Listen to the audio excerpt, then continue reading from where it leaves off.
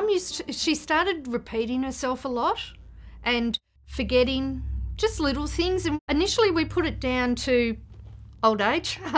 Mum was just getting older and that's what happens. Now you put all those things together and you think, yeah, it's probably been happening started, say, 10 years ago, sort of thing. And they're just little subtle things that you don't necessarily put together until the last minute. I can remember the first indication I had was money. I think we bought something at a bread shop or something, and I'll say it was $1.70, and I can still see him with the money in his hand, all this change. He couldn't work out $1.70, and that was my first indication, something's going on here. That was one, and the other was driving. He'd get to an intersection and say, I don't know which way, I've got to go. And I'd say, well, you've got to move, you can't just stay here. And they were the first two clues I had things weren't right. In 2013, we were overseas and it then became already quite obvious that there was something wrong. Robert would forget things, he would lose things, he wouldn't know where he was. The keys get lost 6 million times and he forgets. He doesn't know whether he's left or right, and so it's obvious. I have got something in my hand and I put it somewhere because I've got other things that I've got to go to the toilet and come back. Where the heck did I put it? Where is it? It takes me half an hour to find it. And the funny thing is, the dances he used to do many, many months and many years ago, he picks up just like that again. And the ones that we've just learned, he has no idea what he's doing. Pick them up anymore, can't pick it. No new stuff for me, no new stuff.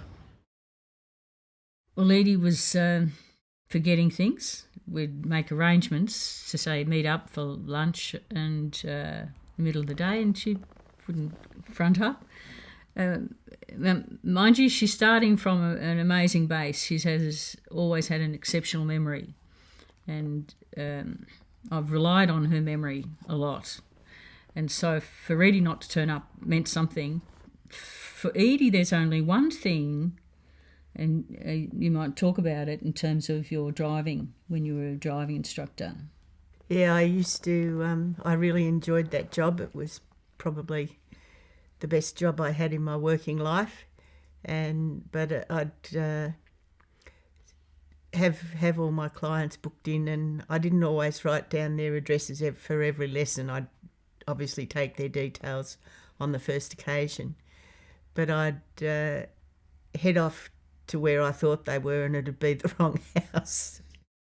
Forgetting things that happened, a day or a couple of days before, a week before, and really not having that idea of it. She'd ask me what day it is, and I'd say, oh, it's Saturday. Oh, that's right, she'd say. And I started picking it up. In the past, my mum was a happy, active person. Lately, I've noticed that she has become quiet, forgetful, and often feels sad. Many times she kept looking for things that were in her hand, or the necklace already around her neck, but she hadn't realised. Gradually, her condition got worse. Her personality changed greatly, and she would easily become upset. I was really concerned, so I had to seek medical advice. It's easier to look back on, really, and to say they weren't just mistakes. Just a few little things like forgetting me to pick me up from work, just changes in our discussions.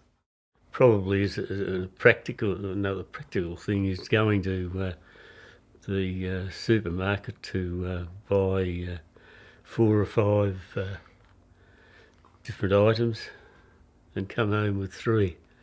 And go to say, where's the tomato sauce, or where's the another litre of milk?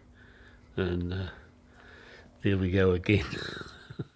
But at the time, you just thought, well, anybody could do that. That's just a mistake. Anybody could lose the keys or whatever.